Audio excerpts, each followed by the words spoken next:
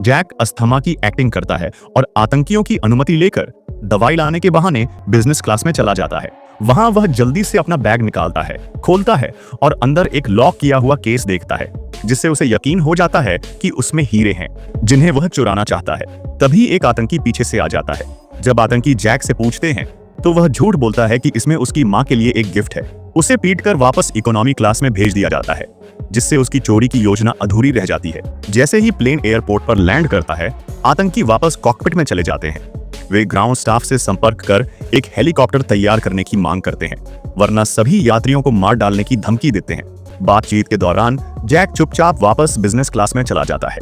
वह लॉक किया हुआ केस खोलता है, जल्दी से हीरे वाला फोन निकालता है, फिर सिम कार्ड निकालकर उसे पहले से तैयार नकली हीरे वाले फोन से बदल देता है। जैसे ही वह अपना काम पूरा करता है, आतंकी जैक के अजीब व्यवहार पर शक कर लेते हैं और उसे बैग खोलने का आदेश देते हैं। बंदूक तानकर उसे मजबूर किया जाता है।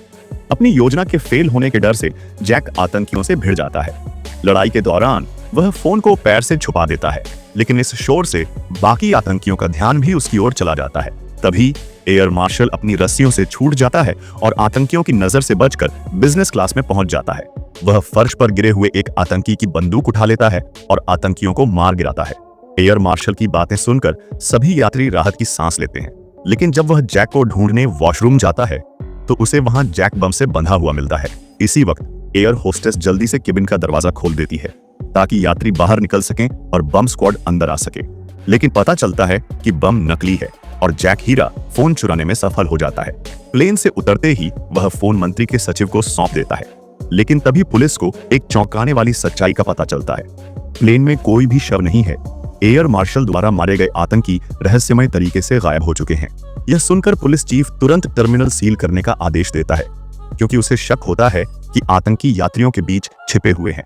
पुलिस चीफ एयर मार्शल को पास जाकर पूछता है, लेकिन तभी एक चौंकाने वाला सच सामने आता है। वास्तविक एयर मार्शल वही व्यक्ति है जो शुरुआत से ही बेहोश पड़ा था। यह देखकर हर कोई हैरान रह जाता है। अगर असली एयर मार्शल बेहोश था, तो जो अब तक उसका नाटक कर रहा था वह कौन था? उसी समय मंत्री का सचिव को पता चलता है कि जैक ने जो फोन चुराया था वह भी नकली है। यह देखकर जैक पूरी तरह से हैरान रह जाता है। उसने फोन बदला था, फिर ऐसा कैसे हुआ? उसकी गर्लफ्रेंड उसे समझाने की कोशिश करती है, लेकिन गुस्से में जैक उसे धक्का देकर वॉशरूम से बाहर निकल जाता है। जैक के जाते ही एयर होस्टेस नीना के चेहरे पर एक खौफनाक मुस्कान आ जाती है।